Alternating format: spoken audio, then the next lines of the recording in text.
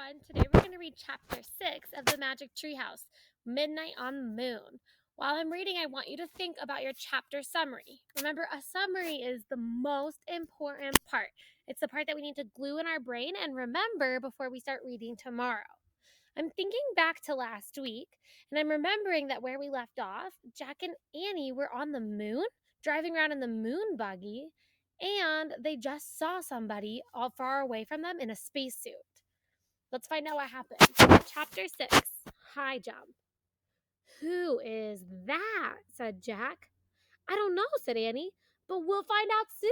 She started waving. No, said Jack. He grabbed her arm. Let's go back to the base before he gets here. Why? Said Annie. We don't know who he is, said Jack. We don't know if he's friendly or mean or what. But we can't go back, said Annie. We haven't found the fourth M thing yet.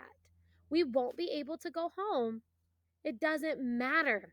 We can lock the door at the moon base until he goes away, said Jack. Then we can get new air tanks. Jack hurried over to the moon buggy. Come on! He jumped into the driver's seat. Annie gave a little wave to the dot in the sky, then she climbed into the moon buggy. The buggy took off. Careful, said Annie. They bumped over rocks as Jack turned the buggy around. They zoomed towards the pass.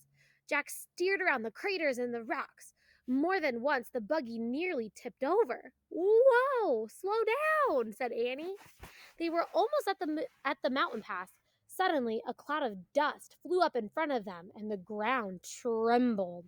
Remember, tremble means to shake. Watch it, cried Annie. Jack couldn't see a thing. He stepped on the brake. The buggy jerked to a stop. The dust settled. A giant rock had fallen into the narrow path.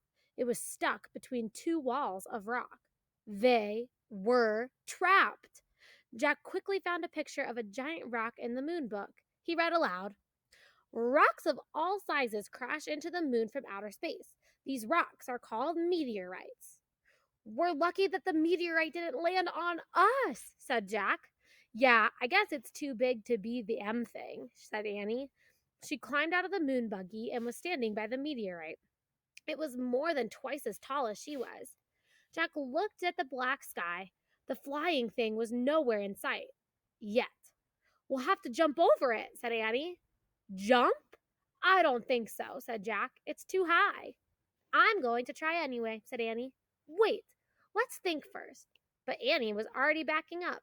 1, 2, 3, go! She shouted and took a giant leaping step towards the meteorite. When Annie got close to the rock, she pushed off the ground and she flew through space and disappeared behind the meteorite. Annie? Jack called. There was no answer. Oh, brother, said Jack. He backed up and took off towards the flying rock. He jumped as high as he could, then he was flying through space. Jack hit the ground and fell face down into the dust. They're flying. Jack tried to stand, but his suit was too bulky. He tried to roll over, but his suit made that even more impossible. Oh no, he groaned. Not again. Are you here? Said Annie. Did you make it? Yes. Jack was relieved to hear her voice, but he couldn't turn his head to see her. He could only hear her over the radio. Can you help me up? He said. Nope, said Annie. Why not? I fell down too, she said. Oh, brother, said Jack. Now we're really in trouble. Look, now they're both stuck on the ground. That's not good. He tried to stand again and failed. Can you see anything? He asked. Just the sky, said Annie. Wow, it is weird. I'm worried about our air tanks, said Jack. It feels like it's been 2 hours. Jack, said Annie.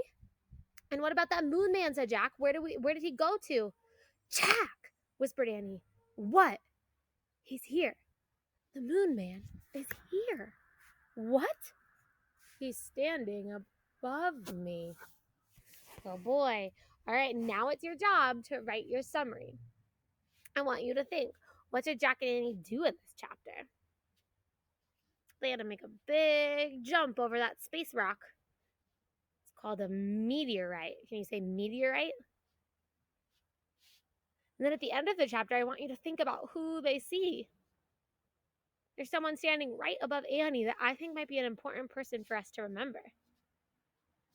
Okay, once you have your summary in your brain, we're going to move into writing time.